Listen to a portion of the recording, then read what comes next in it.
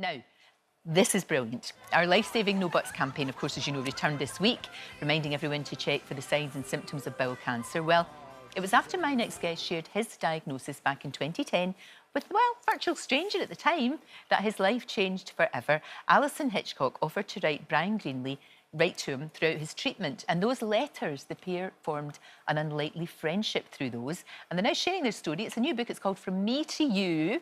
And Brian and Alison are here. It is so good to see you. Good morning. This is a beautiful book. And I love the fact that it's letters. There's just something so special about letters, isn't there? Rather than just an email or a text or whatever. So how did you two meet? When did you first meet up? We met on a yoga retreat in India. Did you? Yes, we did. Fabulous. And I'd never done yoga, really. I don't know why I was there. Alison thought I was a bit flaky. I thought she was a bit aloof. We're not getting off to a great start. And then we're towards the end of the holiday, we're in a yoga class. We're going into headstand. And as you sometimes do in a yoga class, bodily functions happen. Yes, I hear you. And we just collapsed in a fit of giggles. Well, you're just farting is funny, let's be honest. I'm glad you said that. If you don't laugh, then there's something wrong with you. So that kind of broke the ice, if you know what I mean, absolutely. and then you started talking. And then we started talking, and then when we came back to London, we met up a couple of times for drinks. Right. And then on the third occasion, when we met in London for a drink, I'd just been diagnosed with stage 3 bowel cancer the week before. Right. And I didn't know Alison that well.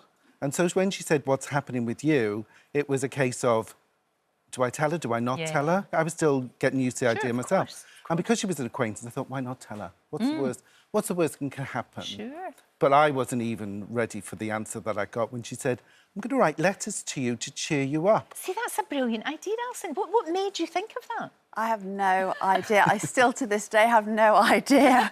And I went home thinking, oh, my God, I've said that I'll write letters to somebody that I hardly knew. Yeah. But I've said, you know, they're going to cheer you up through your cancer and what's funny about cancer. And then I thought, the letters are beautiful. Well, they're funny. That's the thing about it. They're funny. They're also very poignant at times.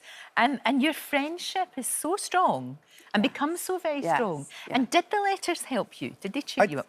Absolutely. Yeah. I mean, they were great. I mean, when the first one arrived, I was surprised because I didn't think that she would write. Right. But that was the first of over 100 letters.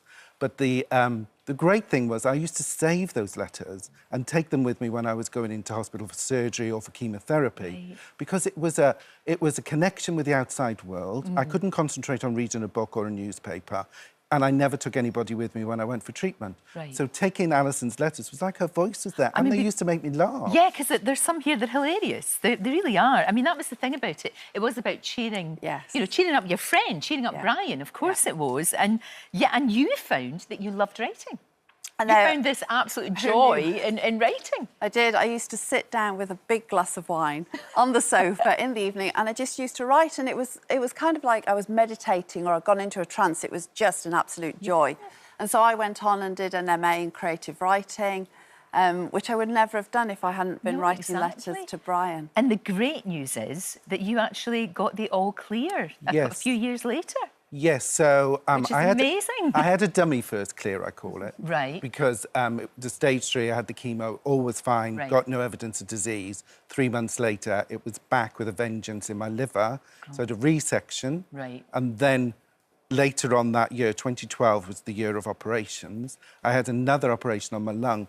And then the next scan I was really in 2013 was no evidence of disease, and since then... It's amazing. It's been no evidence of disease since. That's fantastic news. I'm such a lucky man. No, it's brilliant. It's absolutely brilliant. And of course, all of this has led to the book, From Me to You, which is lovely and inspiring, and for everyone. I mean, if you've gone through cancer, obviously it's going to resonate more, I guess. But it's really a book for everybody, isn't it? It is, because I think what's really powerful about the book is that Brian has shared his diary entries from the time, and his cancer went from stage 3 to stage 4, which is incredibly scary. Yeah. But his very honest, funny, poignant diary entries are also in there. Yeah, and you can understand, you could relate to that. A lot of people relate to that, which is absolutely lovely. You got in touch with our Dame Deborah, didn't you? I did. Yeah. So, having gone through all that treatment myself, in the early days when she was first diagnosed, and we just started the charity. I found her on Instagram, and I thought, let's send her a card and just cheer up. And I sent her this card, which was which basically said, on bad days, there's always lipstick. And little did I know that was so appropriate for her. It really was, because she used to always put her lipstick on. It made her feel better. Yes. And the charity's a great idea. The charity's also called From Me to You. Yeah. Yes. And this is about getting people to write to one another?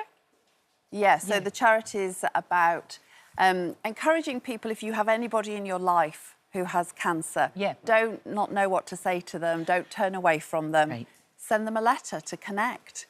And if you want to write a letter, we have this Donate a Letter programme where people from all over the world send letters. It's brilliant. And we distribute them to people living with cancer in hospitals and cancer centres. Because sometimes, I guess, Brian, it must be very lonely when you have cancer. Even if you're surrounded by friends and family, you can sometimes feel isolated, and this is going to help.